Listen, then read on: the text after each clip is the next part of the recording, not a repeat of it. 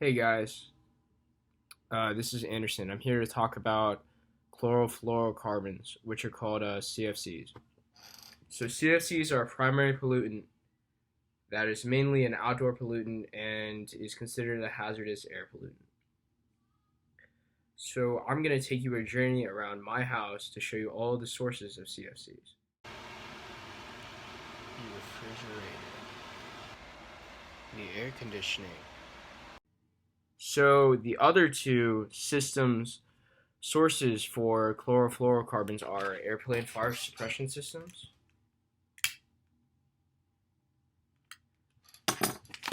and aerosol sprays like this.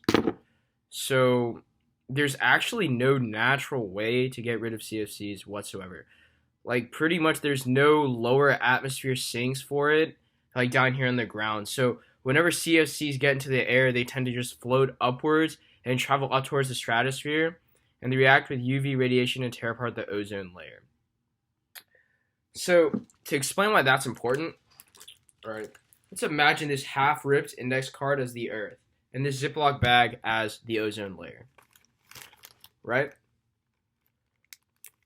So the ozone layer is protecting the Earth. It envelops it around it, right? So that when it goes into the space where it's covered by UV radiation, the index card still remains dry because the Earth is protected from UV radiation. Now, what's going to happen when the CFCs tear a hole in the ozone layer, right?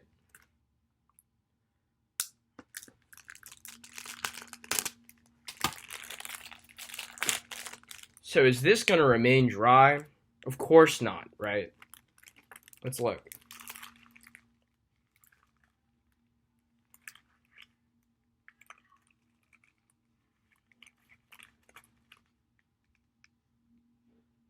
The index card is wet. So, clearly, the UV radiation comes in through the lack of the ozone layer due to the damage that is done by the CFCs.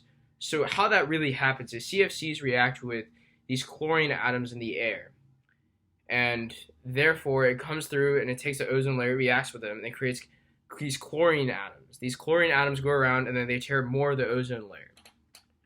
So environmentally, this is really bad because it can destabilize the world. It creates more UV sunlight radiation, makes the world hotter. And besides that, CFCs are also a greenhouse gas. And they're really good at being a greenhouse gas, which is bad for the planet, but there's not enough of them compared to like methane or other things where it's a significant greenhouse gas.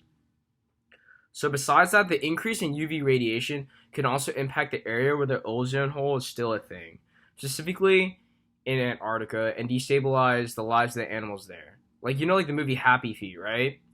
If CFCs keep going, Happy Feet isn't going to happen anymore. So health effects, in the short term, if you're exposed to CFCs, you're going to have symptoms of intoxication, reduced coordination, lightheadedness, a headache, tremors and convulsions, and irregular heartbeat.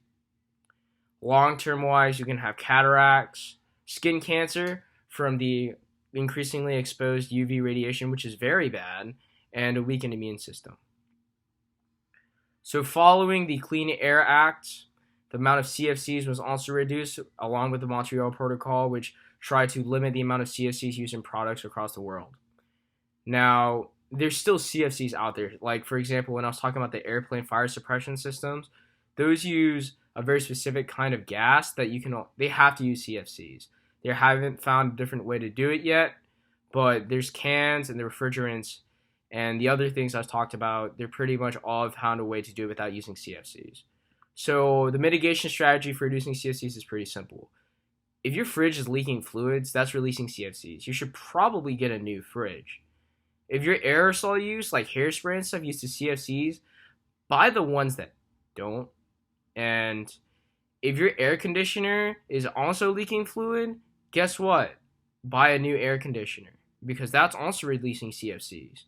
That's not good for the penguins. So, yeah, that's my presentation. Thanks for watching.